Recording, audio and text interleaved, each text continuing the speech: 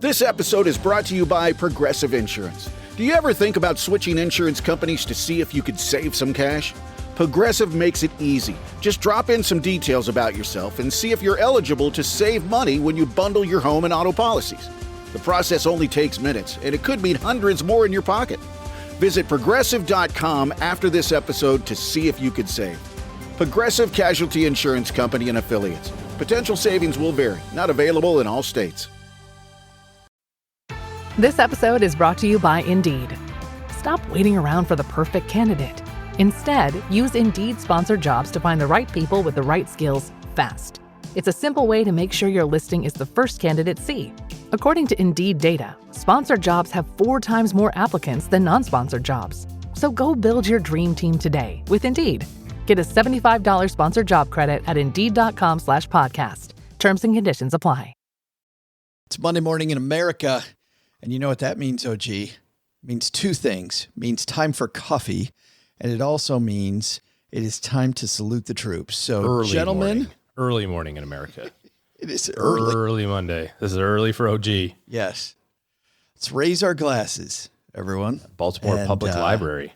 Yes. Yeah, Baltimore Public Library. We had a great event there. We had a lot of people for our book tour last year. It was super. I got a bro mug. What does it say? Bruh, losers make money. Winners make excuses. Or no, losers make excuses. Winners make money. One of the two. Might need to rethink. Not sure which. How those work together.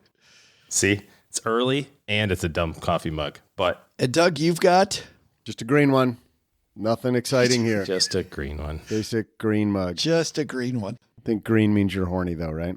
Oh boy. On behalf of all the green ones and the people making Podcast in Mom's Basement and the men and women at Navy Federal Credit Union, big salute to our troops. Let's go stack some Benjamins together, shall we? Is this your place? No, I live with my mom. Oh. Yeah. You hungry? Hey, Ma! Can we get some meatloaf?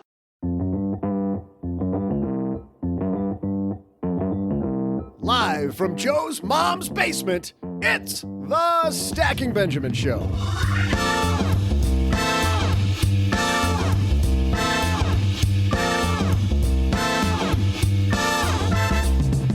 I'm Joe's mom's neighbor, Doug, and have you ever felt like you're spinning your wheels, never getting any money saved? Today, we'll share our top 5 ways to cut expenses now so you can stuff more savings into your plan. And that's not all. In our headlines, we'll share the cost of going to the office, which will show you exactly how much you need to cut. And in our TikTok Minute, we'll talk about how one woman's idea of cutting expenses means cutting family members. Maybe we don't let Joe's mom see this one. And I'll share some absolutely amazing trivia. And now, 2 guys who are up early and ready to help you start your week. It's Joe and OG.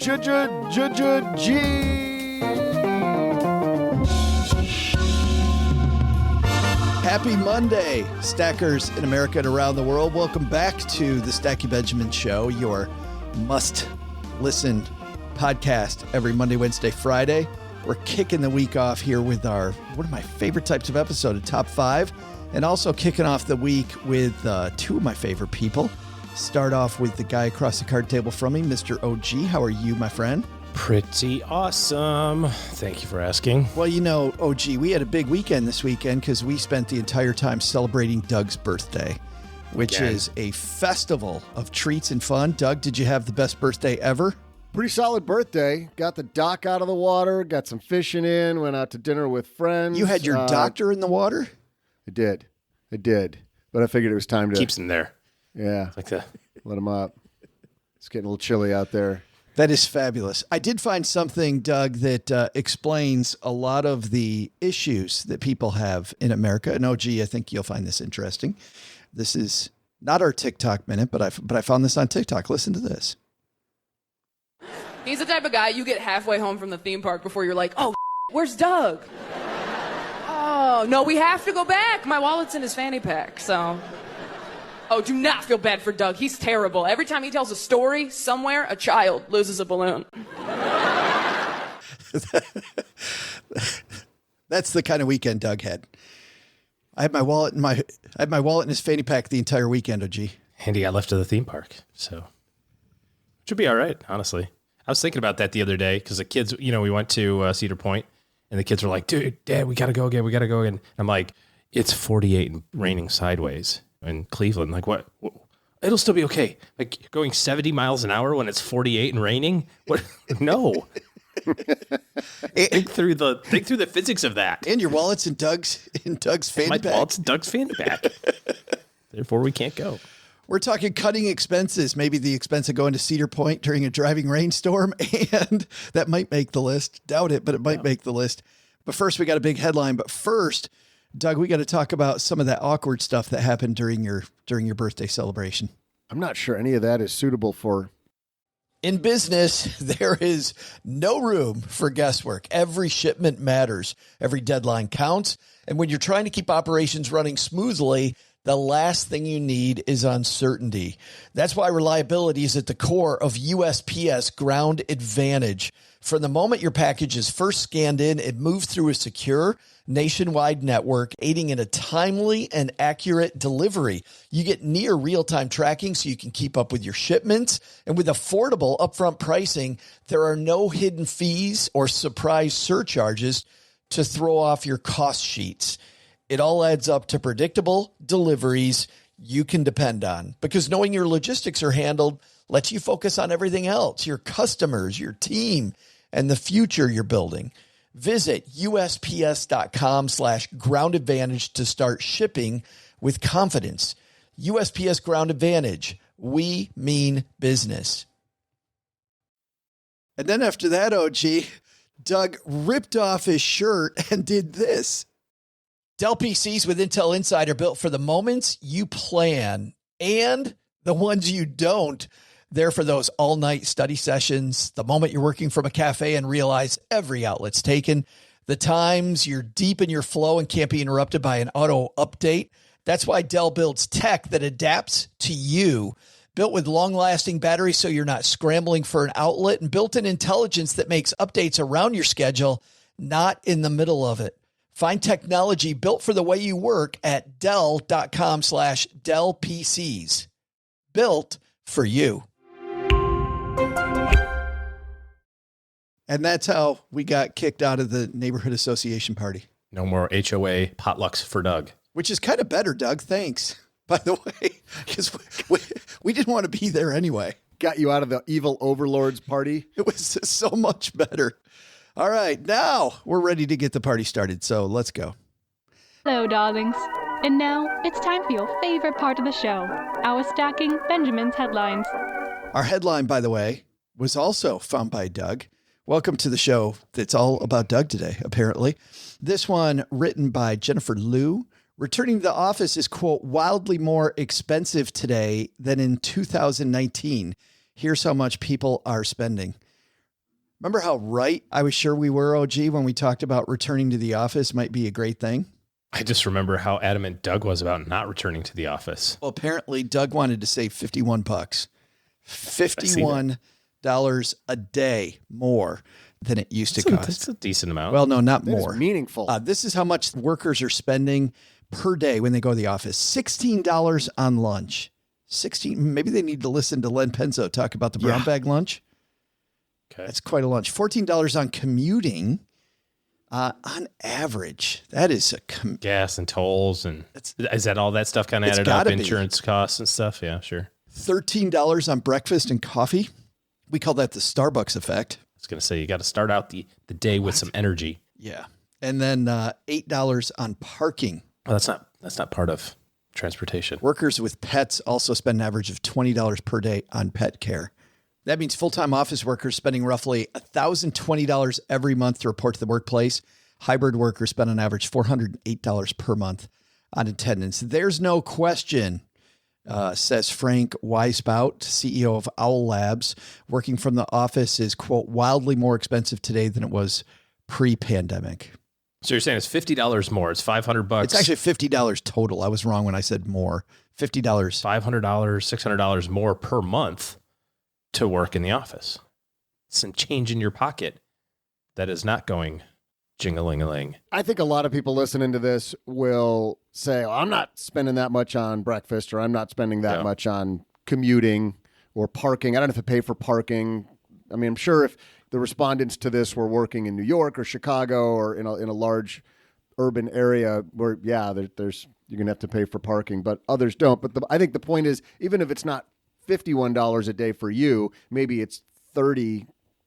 That's meaningful, right? A day, that adds up. That's significant. And as I proved unequivocally, irrefutably in previous episodes, it's not necessary to be there. Well, it's necessary for the guy that owns a commercial building. That's right. That's right. Sure. Right. You're cutting that guy out. For the economy. Give that guy a little slack. One might argue it's unnecessary. Right. So you should feel like your $51 is just doing your good deed for the day to support the overall economy of your metro area.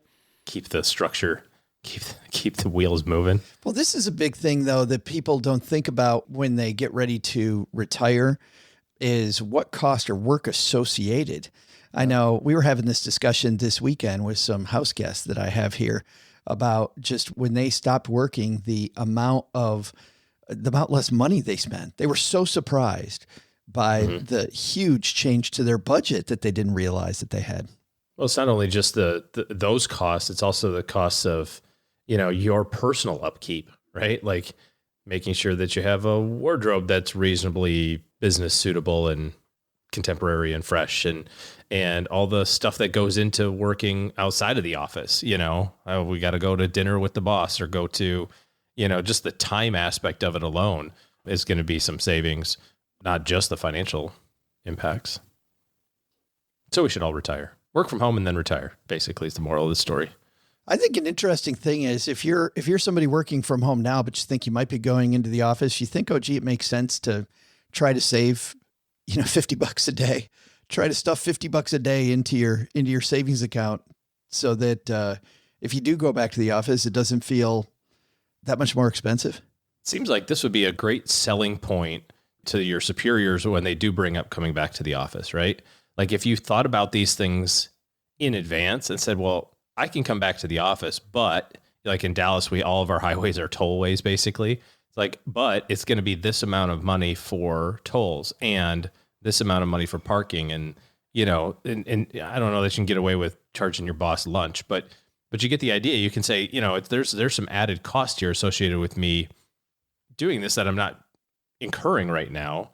And, if I go back to the office, would you entertain a, 3% pay raise just to kind of help assuage some of those issues?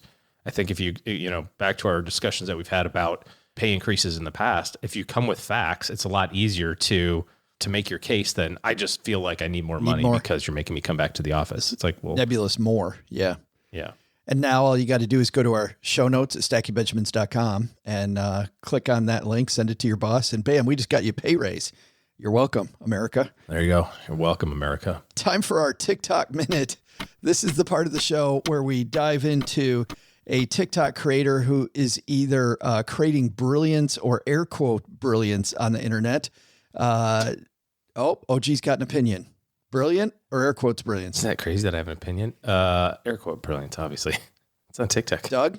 Well, I already know. I mean, I said it in the open, and if people were listening, they already know this is Nobel Prize worthy geniusness.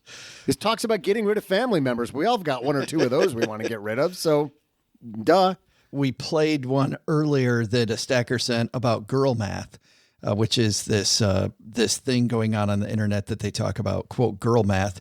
This is now the extension of that was sent to us by our friend Kate. So now that we all know what girl math is, if you don't have children, let me introduce you to child-free math.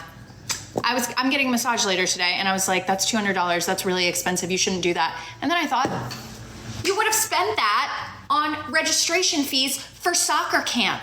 Are you kidding me? Gymnastics, all the ice cream you would have had to buy this year, trips to Disney. Disney alone, that's like 3 vacations in child-free math. 3. Horseback riding camp. I'm not having kids, so I can spend my money on me. So there you go. Child-free math, if you get to use it. If you just get rid of the kids, OG, you don't have to take them to Cedar Point. I call them my little Ferraris. That's what I do. My 3 little Ferraris. Kids are so expensive, but I think I agree with Scott Galloway. Scott Galloway said that, you look at statistics and people today in their 20s not having kids, delaying having kids. And he said it's not because they're anti-family, it's because they're smart. Kids cost a ton of money. And yet, Galloway says, he's like, but I would encourage everyone to have children. He goes, they will mess up your life, but I will happily take the mess up that is the mess up I've had with my kids all day. 100%. Yeah. I'd have 1,000 of them if Mrs. OG would let that happen. She will not. Just imagine, Doug, that many little mini-me OGs running around. It'd be a bad day. Bad day for that neighborhood. Can we not imagine that?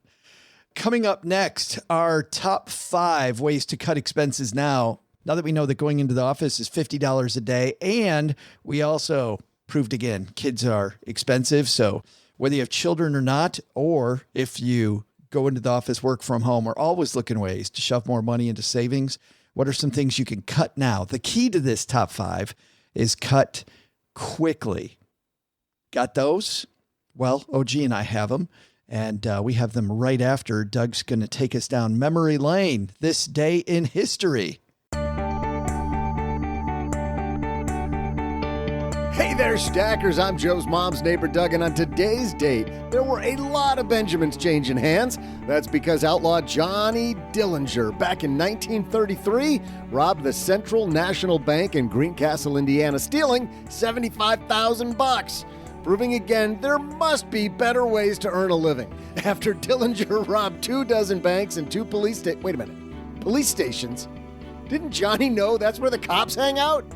Federal agents finally caught up to him the following year in 1934, killing the outlaw. But hold on, he was in the police stations and they didn't catch him then? They had to catch up with him years later. Anyway, federal agents also were after another outlaw during the same time period. In 1931, one crime boss nicknamed Scarface went to jail for tax evasion. What was his real name? I'll be back right after I figure out how to escape when Joe's mom asked me to wash the windows. What a prison job that is!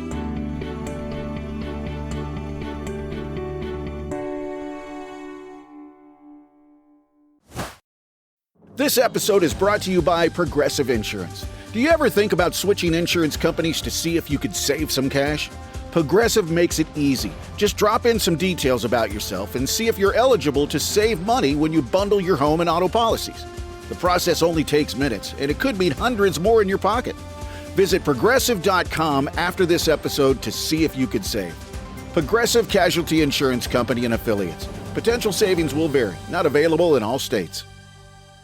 You didn't start a business just to keep the lights on. You're here to sell more today than yesterday. You're here to win. Lucky for you, Shopify built the best converting checkout on the planet. Like the just one tapping, ridiculously fast acting, sky-high sales stacking, champion of checkouts. That's the good stuff right there. So if your business is in it to win it, win with Shopify. Start your free trial today at shopify.com/win.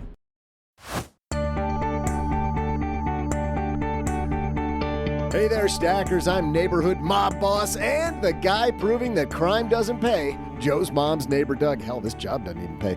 On this day in history, back in 1933, John Dillinger robbed $75K from a bank in Indiana. He was probably making a down payment on his student loans, am I right? But it was another mobster nicknamed Scarface who's the subject of today's trivia. This guy was convicted of tax evasion in 1931, ending his reign of terror. What was his name?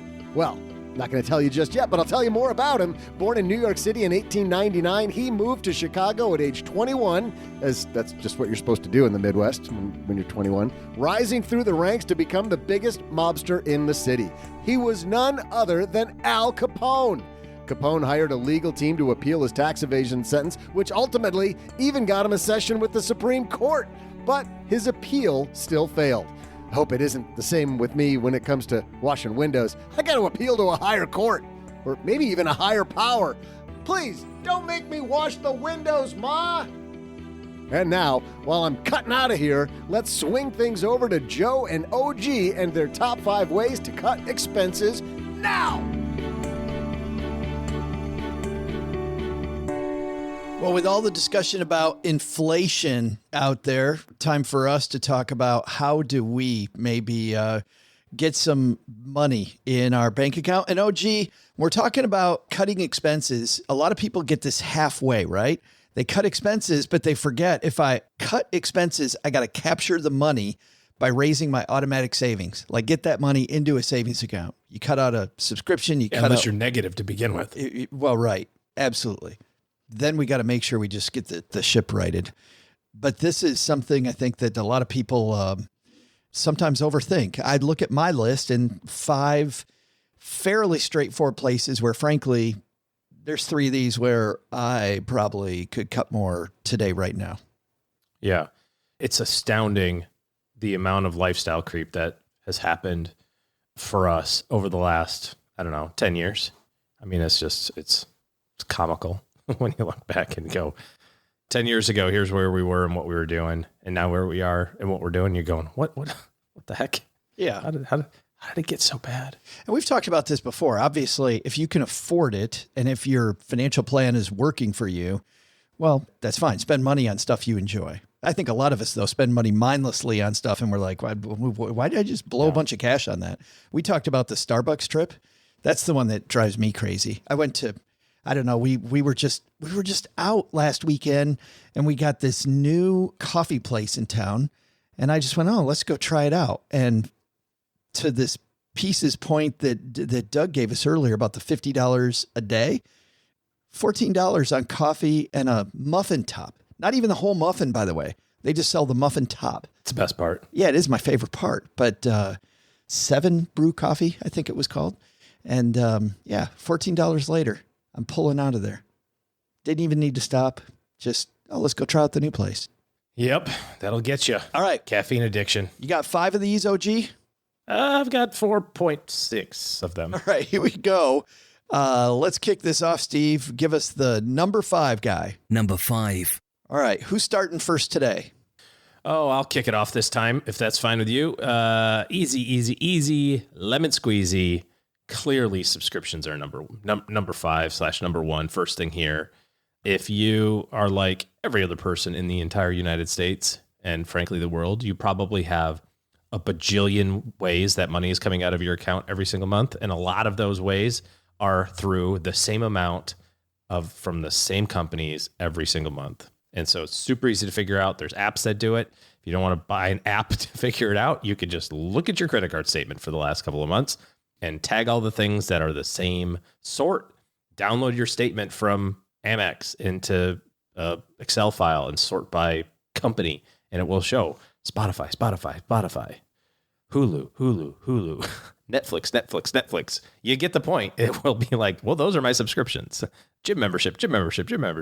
I read an article in the Wall Street Journal about this. Like, there's ways on each one of these apps, and they were talking specifically about television and, the streaming apps, where you can go in and see how much time you've spent streaming per account, basically, right? You can say, well, I've got mine and the kids or whatever, and you can see how many hours of streaming time. And most people are paying $8 or $10 an hour of streaming. That's the average. Wow. Because you go, I've got my Netflix subscription. I don't use it except for when there's the cool movie that comes out. But I don't want to, Listen, you can cancel it. They're going to keep all your stuff on file. And then you can go and resubscribe for a month and binge watch The Crown when it comes out, the final season, like everybody's going to do, and then cancel it again. I like my cousin Randy's answer to this. He just realized he's only got one set of eyes. Like, we could all realize that immediately. Not rocket science. But about once every 4 months, he calls me and goes, hey, what are you watching on Netflix? 4 months later, what are you watching on Disney Plus? 4 months later, what are you watching on Apple TV? And so he asked him finally, I don't know if it was the second or third time I go, you keep asking me about these different services. He goes, well, what I do, realizing I only have one set of eyes, I get one, I ask everybody what the best stuff is on that platform, and I binge all those. And so I only have Netflix for this 4 month period. Then I cancel it. And then I get Disney Plus. I watch that for 4 months, and then I cancel it, and I watch Apple TV. What a great way to do that. I thought you were going to say your cousin Randy was like the rest of America, and they say, hey, Mom and Dad, what's your Netflix password? Right. I mean, I don't think most people, there's only 27 people in America that have subscriptions to this. Everybody else is just using their passwords. Subsidizing the rest of us. Yes. Right. That's actually my number 2 on my list, Doug. Get OG's Netflix password. That's right. It actually, to take away from that joke, it actually just happened to us, I don't know, like a week ago. We started up Netflix and got a message on the screen that said, "Is this your primary TV?" Yeah. And I said, "Yeah." And then as soon as I clicked, yeah, I realized. You're like, no. Well, dang You it. just cut the kids off. I did. And I had to call up about 90 people and say, A post on Facebook. Doug's Netflix Facebook group. Right. Your private Facebook group of Netflix. One of the biggest communities on Facebook. right. Yeah. That is maybe further down my list. More fun than having your own boat, having a friend with a boat. More fun than having HBO Max, having a friend with HBO Max. My number 5, OG, is only number 5 because of the fact that it's not quick. I know I said that quick ways to save money are it, but this one is huge. It's not quick. Everybody says it's the number 1 way to save money, and I just want to pay a little homage to this, and that is change where you live. Look at the cost of your housing, and that certainly is not fast. It's not a fast way to change to get some money at all, but if you really, really, really need more money, stop clipping coupons. Don't worry about the subscription so much. Find cheaper housing, and you can cut hundreds or in some cases, maybe thousands of dollars. What about the issue right now, though, that most people are in homes that have mortgages that are, very attractive rates, 2%, 3%, Right. 4%. And if you did want to move, right? So if you're like, I live in Metro Dallas and I do want to find a cheaper location and I can move to wherever, but to do that is going to be a much higher interest rate on that house. The affordability might be similar, right? Yeah, I mean, in terms of payments. It's not the easy move that it used to be. No. When interest rates were lower. But there's other costs, right? Smaller home could mean smaller utility bills, smaller tax bill, smaller insurance payments. There's some other effects, I guess, maybe than just beyond the actual cost of the mortgage. The swing on that still could be substantial. I mean, up or down, right? Yeah. When you change houses, it's a big change. When you decide that I'm going to spend a little bit more on groceries, it maybe goes up by $30-$40. You can do a lot more damage or a lot more for good when it comes to evaluating where you live. So that was my number 5. Not easy, but I wanted to make sure that people knew we were thinking about that. Number 4. My number 4 is to even out the utility bills. That one, OG, by itself will not save you a dime. But what it does, the key to being able to save money is to get all your expenses on the same number as much as possible. The more that you know that you are going to spend, the more predictable your spending is, the easier it's going to be to raise that automatic savings. It may save you money during some months, like as an example, in the summer here in Texas, you'll find that your utility bills may be a little lower than if you got those huge air conditioning bills. But it evens out a little bit in the winter. The big thing with evening out your utility bills is to save money everywhere else. So if you want to get more money saved, if that's the goal, you want to cut expenses, I think even out the utility bills. A great way an offshoot of this, which probably should be my number 4, is a lot of utility companies now have a program where they'll come to your house and they'll do an audit and they'll show you where money's going out going out the front door, going out the windows. Literally out the window? Yeah, going out all these places. So that's a great way. Check with your utility company to see if they'll do an energy audit for you. That's my number 4.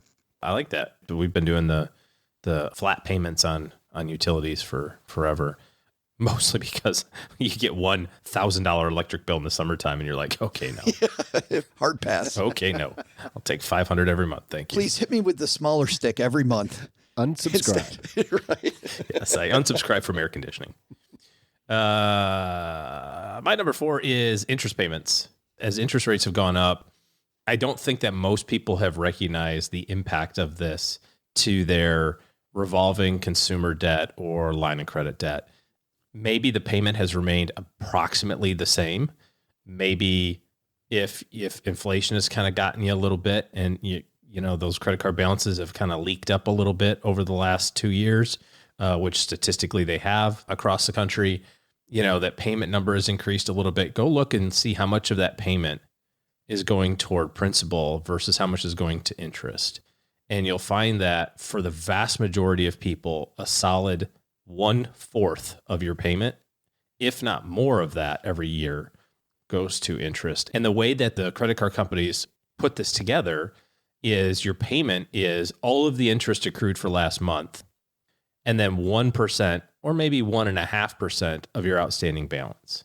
So if you've got a credit card balance of $10,000 and an interest rate of 25%, that means you're paying $2,500 a year of interest, right? So roughly $200 a month. 1% of the balance is $100. So your minimum payment is probably $300. And you go, I can swing $300, but 200 of that 300 is freaking interest. So you're going to be on this train for such a long time. So go renegotiate your interest payments. You can call credit card companies directly and say, this interest is too high. It needs to be a different number. And they will work with you, or they won't. And you can find an opportunity to refinance it. Go find a 0% card for the next 2 years or whatever it is. Take a look at refinancing the line of credit on your house if it's too high and lock it in at a lower rate. There's a lot of different ways to deal with this interest issue. And the byproduct of it is that if you have lower interest, your payment will be lower. So this is not necessarily pay off my debt faster strategy. This is how do I get extra cash in my pocket faster, get my lips above water, renegotiate your interest payments, because most people don't recognize how insidious that number really is. One mistake that I see people make often when they lower their interest payments is they use that, as an opportunity to let off the gas on their debt repayment. And I would say that's the time to think about, how do I press harder on that gas pedal to get rid of it? But I know it depends on the outcome that you're looking at for, right? Yeah. I mean, this works if you're saying, well, I've got too much debt, I want to pay it off faster, then get lower interest, make the same payment, pay it off faster. But if you're in the boat of like, I'm underwater and I need to get above water, lowering your interest payments will also lower your minimum payment. It won't pay the debt off faster. It's still going to suck for 40 years. Yeah. But you don't go further into debt. Number 3. My number 3 and number 2 are closely related, so I'm going to put them together and I'll find something else for number 2. Number 3, I'm going to say, is convenience purchases. This is your ubiquitous Amazon and DoorDash. And listen, I've tried 15 ways to Sunday to figure out a strategy around this. Here's the only strategy I found that works. Stop buying from Amazon. And I mean it, for just take a break. You know what I mean? Do the shopping cart trick for yourself. Amazon is brilliant in that you can put stuff in your cart. You don't have to buy it right away. They'll send you 1,000 emails about hey, don't forget, this might go up in price. Don't forget. But if you have that desire to shop on Amazon, shop, just don't buy, right? Remember we used to do that? Do you remember going to the mall and you'd walk through the mall, trying all the clothes? Well, maybe you guys didn't, but you kind of shop, right? You didn't necessarily go buy, you just went shopping. You walked around the mall and you got a pretzel, and then you walked out and you didn't have anything in your hands. For some reason, that's turned to I must purchase. You don't have to. It's that dopamine hit just gets bigger. Yeah. Instead of a pretzel, now I got So I have 2 other Amazon add-ons maybe to yours, OG, but rather than putting it in your cart and leaving it there, I created a shopping list. You can create any number of shopping lists that you want, whether it's just, Doug's shopping list or specific ones for Christmas for other people or whatever. And then if I see something I like and I realize, I may not find this later, I'm not sure if I want it yet, I put it in the shopping list, still get the dopamine hit that Joe's talking about, but I don't buy it immediately. And then I think, if I still really want that 3 weeks later, it's there. And I don't have to go searching for it again. Did I find the right one, the same one? Save for later category. Right. It's a save for later thing. Or if it's a birthday gift idea for somebody. So I like the shopping list rather than putting it in the cart because, you will get hounded if you put it in your cart and leave it there. It's a great idea. I mean, as you said, in addition to what we were talking about here, it's put it in there and then also schedule a time in which you'll go purchase it. Yeah. You know what I mean? Schedule a review time. You could almost say, okay, I'm going to still get the giggles of hitting the, buy now, except it's not buy now. It's add to later or add to shopping cart, yeah. right? Or add to my shopping list. and then just say every month on the first of the month, I'm going to go in and figure out what I really need out of this. Sure. Clear I it don't all schedule out. it, but yeah, that's a good add-on hack. Add on to the add-on to Right. the add-on. I was going to say the same thing for DoorDash. Listen, food, Instacart, like it's so convenient. It's so easy to sit at home on Sunday afternoon. I'm guilty of this. And you go, what's for dinner? Oh, we don't know. Hey, let's grill some food. Oh, we don't have any stuff. Oh, no problem. Beep, boop, bop, bop, bop. Oh, look, they're going to deliver food in 20 minutes. And then you get your credit card bill and it's like, I got 24 wings for $106. It's like, but they were good and they were fast. It showed up at my house. I didn't have to put pants on. Just stop doing that. Just for a period of time. Reset the meter. That's my number 3. And OG, I know you moved past Amazon, but I had one other thought that I've noticed that's helped a lot on our budget is there are certain staples that I was buying every week whenever I went to the grocery store that I now have delivered from Amazon, and they are significantly cheaper. The example that comes to mind is coffee. And I'm getting the coffee that I drink every day. I'm getting like the bag is twice as big as the one I can get at the grocery store, and it's only like a third more. So I'm buying half as much coffee as I used to. And he's doubly caffeinated. Well, yeah. How else do you think I last on this show when we're recording at like 4 a.m.?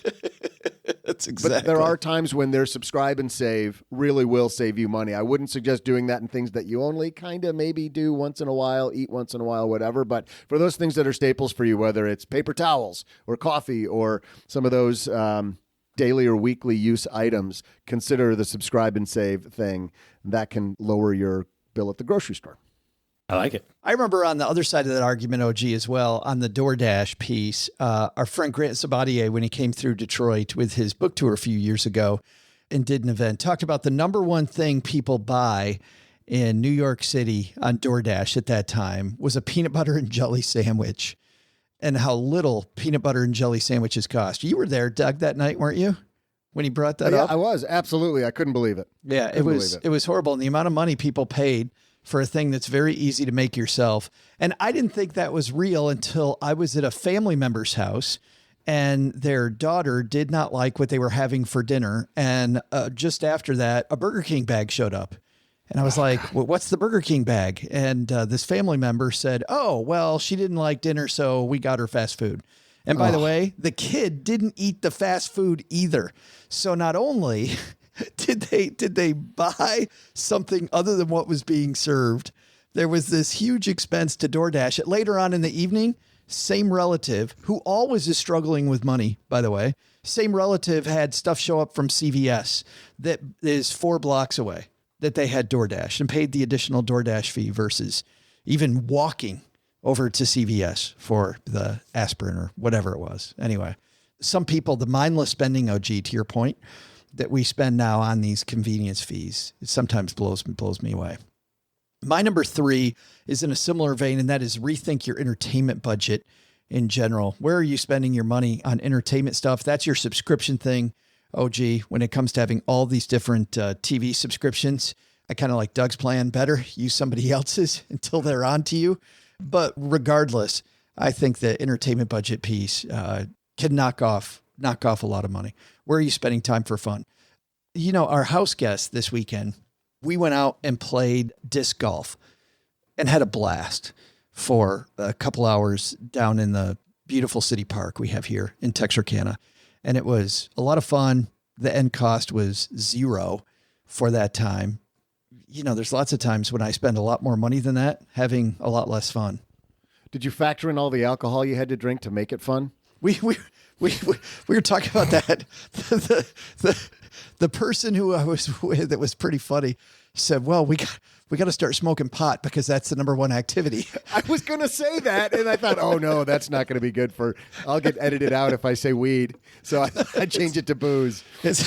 No, it's all right. We've got I should say who our guests are here because we recorded an interview we'll play later. The Pioneers are here. Corey and Jess spending the weekend with us, and it was super fun. They sound like a folk group from the 60s. The Pioneers. Playing a little basement gig in the Greenwich Village. Right. Smoking weed, playing ultimate frisbee. They harmonized well together? That's right. We had a great weekend. But spent no money doing that and had a lot of laughs. So that's my number 3. Rethink your entertainment budget. You will find lots of dollars there, OG. Number 2.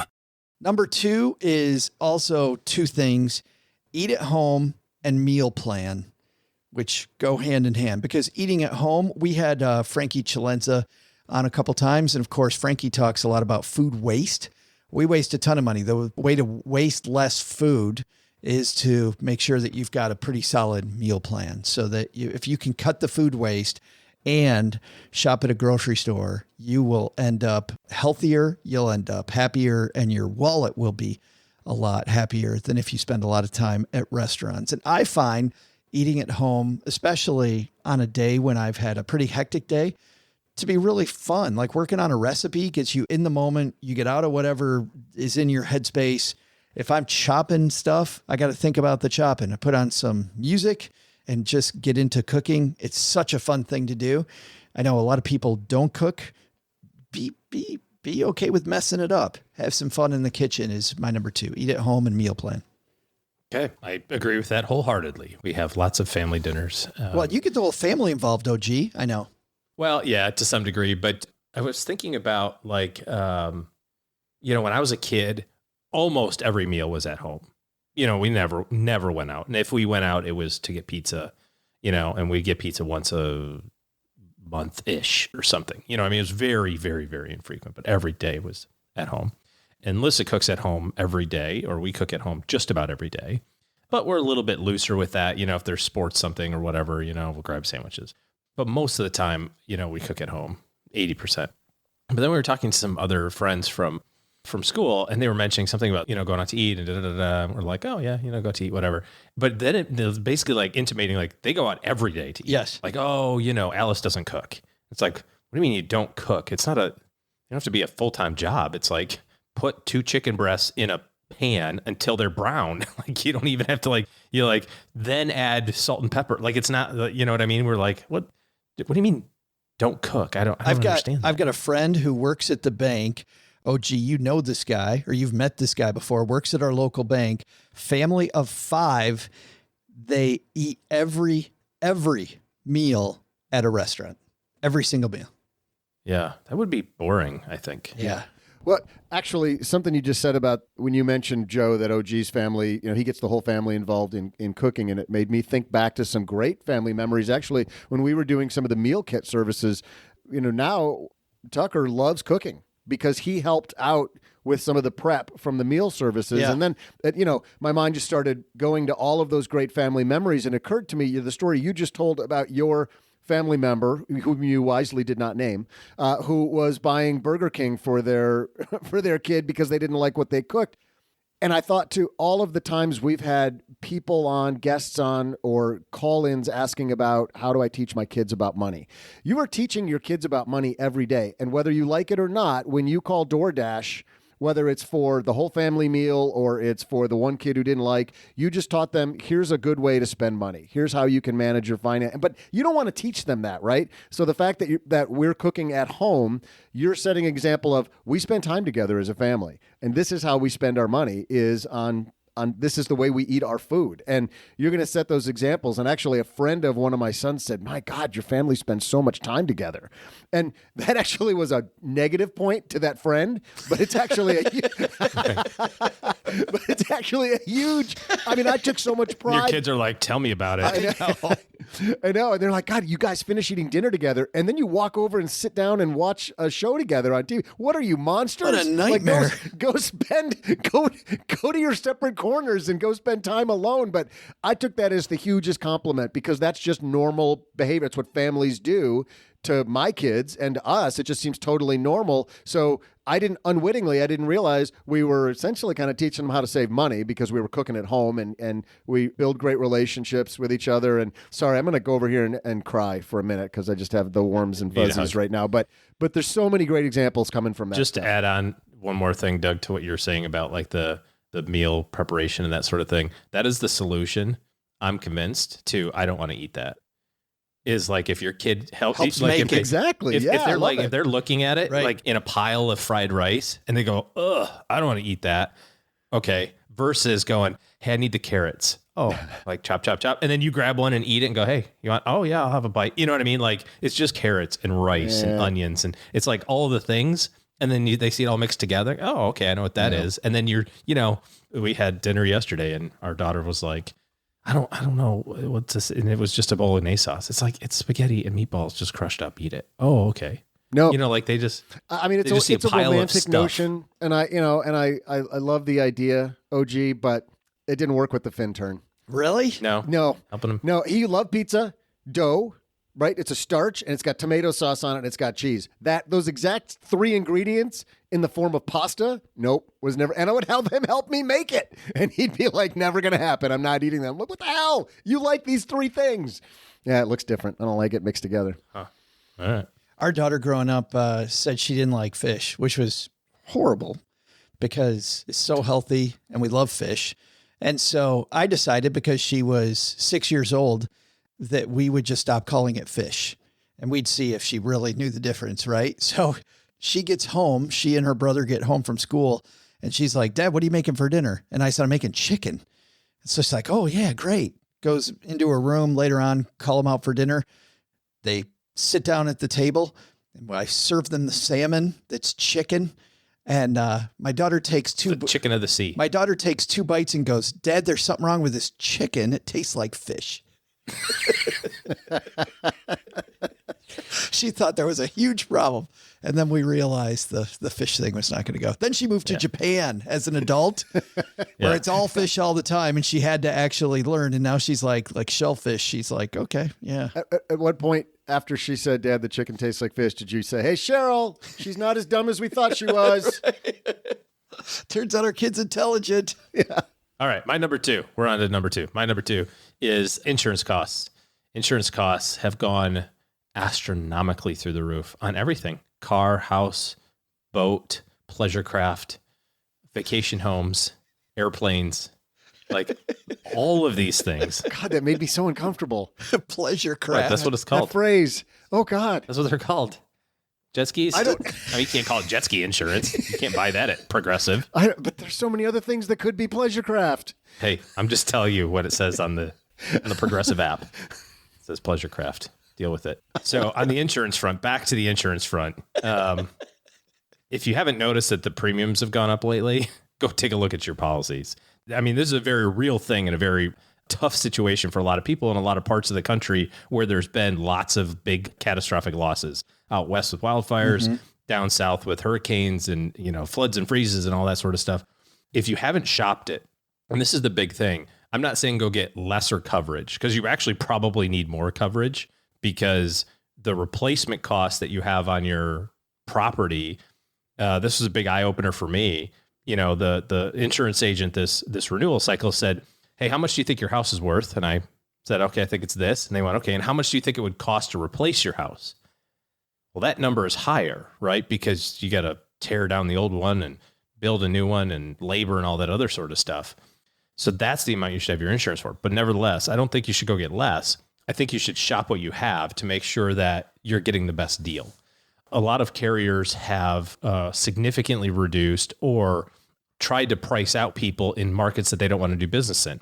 Great example of this is a couple of years ago in the state of Washington, they passed a law that you had to participate in this kind of statewide long-term care program. Right. So different type of insurance, but you had to participate unless you could prove that you had your own. And what happened was all of the people that could afford their own said, "I'd rather have my own than a policy managed by the state." So they're going to go apply for their own policy. That caused too much of a weighting of all the insurance carriers in that one general area, state of Washington. So most carriers said, "Well, we're not going to write for that anymore." And the way that we're going to offset our potential risk is if you do really want it, we're going to raise the premiums astronomically. So different carriers have different specialties. If you're shopping a generic company, like your State Farms and Farmers and that sort of thing, you can do that on an app. If you have some more sophisticated needs, you need to have a broker that's going to go through all this and make sure that you're getting the best coverage at the best price. My guess is that you have an opportunity to save some pretty substantial and significant money, and you don't have to wait for your renewal. If you go, "My renewal's not till January, what do I do?" Cancel the old one once the new one's in place. Put the new one in place tomorrow, cancel the old one the day after. Off we go. Have a new renewal. That should have been my number 5. Yes, I know. Because I think that, insurance cost is a big one. Number 1. My number 1 is looking at all your transportation costs. one way that we saved a lot of money, OG, in our family was Cheryl works about 3 miles away. And on days when it's not 110 degrees and 90% humidity, she started riding her bike to work. So October 11th. It was that day. Yeah, 2 days a year, she rides her bike to work, and it's fantastic. No, it really saved a lot of money. She absolutely enjoys riding her bike to work. It's a great way to start your day, nice way to finish your day on the way home. And that was great. You know, one of the cars in our driveway has 270,000 miles and has been paid for the past bajillion years. I think the past 7 years, that car has been completely paid for. Well, I take that back. I even bought it with cash. So that car's never had a loan attached to it. And did you buy it used? I did. Yes. Yeah. Yeah. I mean, I think that's the real major hit or cost savings, I should say, in around transportation. Yeah. Wouldn't you think you're going to save more dollars there than you are riding your bike to work? There are sometimes, you're right. There are sometimes that, though, new cars, a few times, like during the pandemic, a new car was way cheaper than a used car was. The used car market went through the freaking roof for a while. And we actually saw the crossover point, according to the Wall Street Journal and other major publications. Those times are few and far between. Usually a great rule of thumb is go for the used car over the new one. For this particular car, it made a ton of sense to buy used and not have a car payment. I mean, we've saved a ton of money on that vehicle. Oh, gee, that's my number one. Look at your transportation costs. So my number one is don't have your kid break a collarbone. And it's kind of a little tongue in cheek as we're getting ready to go to the hospital. But I want to tell a story about this. And this has nothing to do with saving money fast, but I just think it's an interesting lesson. But it's my number one anyway. It's my number one anyway. So that's why I said I had 4.6. I don't know if this is just going around or if this is the new way of doing things. But we are headed to surgery for Alex's collarbone here later this morning. And the doctor called last week, or their office called on Friday and said, okay, so we're just ready for payment then? We're like, what are you talking about? And they said, yeah, we're just ready for the card number for the doctor payment, the doctor fee. Oh, no, it's going through insurance. And they're like, yeah. We've already talked to your insurance. This is how much you're going to owe.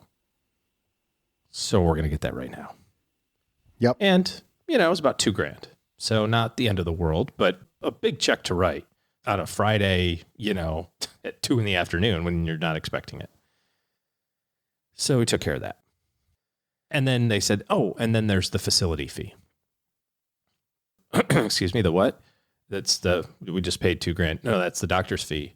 This is the facility fee. This is to rent the operating room.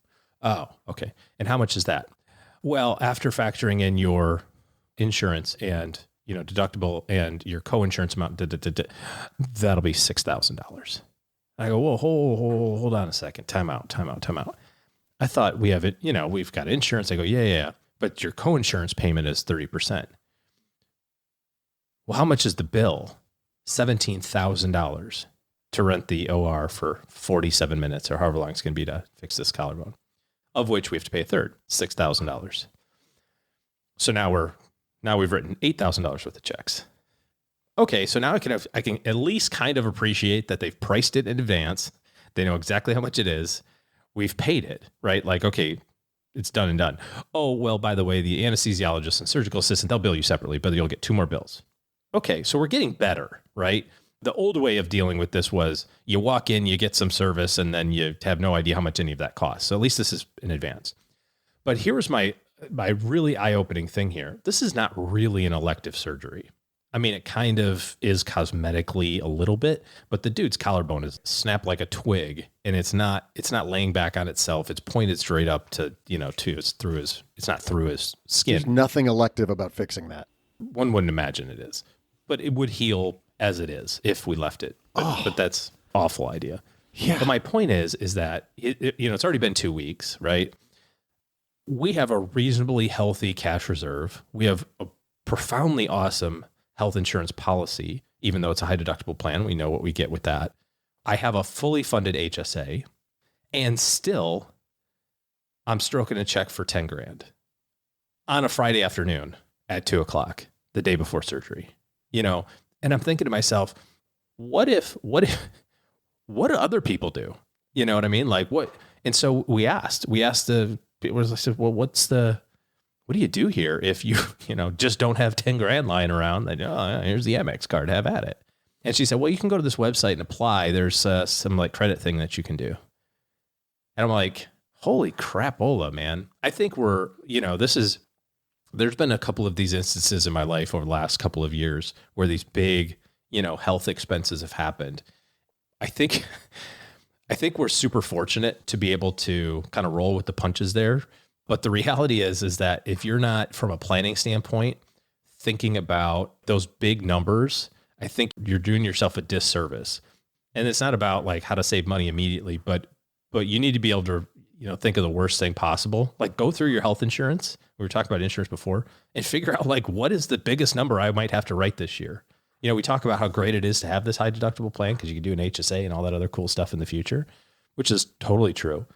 But I think it's also important to know, like, what's my maximum exposure here?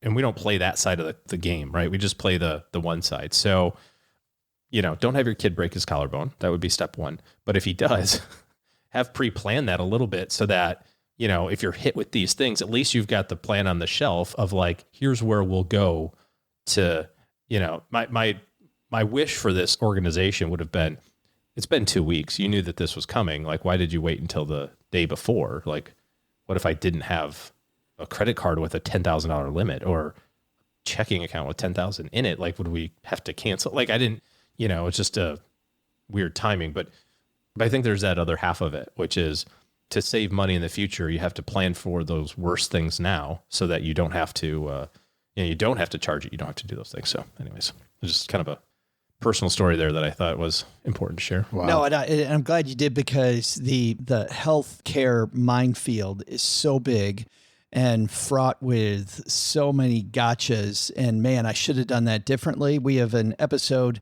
that we can point to on our YouTube channel where we talked to Scott Heiser about this, an insurance expert who really, one of my favorite episodes of all time, OG, because of the fact that he talked about even by going not, we hear about people going to Mexico for coverage or going overseas to get surgeries done. You can go across town and get remotely different pricing than you got at the same place. And also talking about asking the question about what the procedures are going to cost.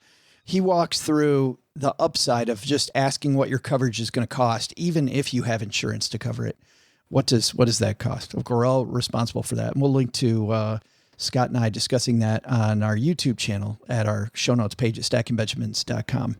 That's our top 5 list. Lots of ways to cut expenses. Remember, when you do that, if you're not upside down right now, to capture that though, if you find some savings, add it to your automatic savings so that it goes into your savings account, your 401k, into your Roth IRA, wherever you want that to be for your plan, so that you actually capture that money.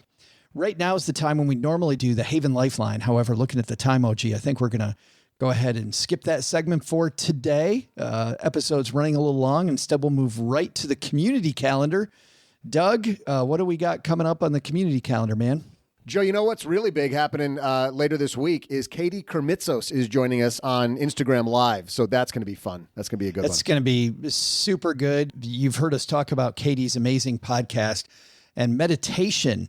She leads the Women's Meditation Network, but she's going to teach people how to maybe get calmer about their money, OG, how to relax. That's so like stressed out like me. Yeah, maybe you need to go to that one yourself. What do you mean? I am calm. That's never in the history of calm down. Saying calm down. That's going to be at a different time than normal. We have had some people go, you know what? I can't make the usual time. Well, it could be good news for you. It's going to be 1 p.m. Eastern, noon Central, 10 a.m. Pacific. That means Mountain. You're at 11 a.m. if my math is correct. So that's Thursday. Look at you showing off. Damn. Thursday, 1 p.m. Eastern. Katie Kermitzos joining us for an Instagram Live on some relaxation techniques when it comes to money. Going to be good stuff there. We also, coming up on Wednesday, have the founder of Panera Bread joining us. Ron Shake is going to be on the show talking about lessons learned from creating Panera Bread. All right. That's going to do it for today. If you're not here because you want a bread bowl or you're not here to calm down about your money, Well, maybe you want to come down about your money because you need to make better decisions with your money. OG and his team are taking clients. So head to stackingbenjamins.com/OG for more. You know, Joe, this is normally the place where I would say, let's go out on the back porch and have a cocktail. But we just got a great story, personal story from OG about not breaking collarbones. So what do you say we just wrap it up? I think we did. Let's do it. What should we have learned today, Doug? Well, first, take some advice from Joe and OG. Don't just cut expenses. Find a way to get that money socked away today. Second, take advice from our headline. If you're going into work, you may need to cut expenses right now. But the big lesson? If you're appealing to Joe's mom to get out of washing dishes, it's a good idea to bring a bribe. Or 4. That judge is as corrupt as it gets. This show is the property of SB Podcasts, LLC, copyright 2023, and is created by Joe Saul-Sehy. Our producer is Karen Repine. This show was written by Lisa Curry, who's also the host of the Long Story Long podcast, with help from me, Joe, and Doc G from the Earn and Invest podcast. Kevin Bailey helps us take a deeper dive into all the topics covered on each episode in our newsletter called The 201. You'll find the 411 on all things money at the 201. Just visit stackingbenjamins.com/201.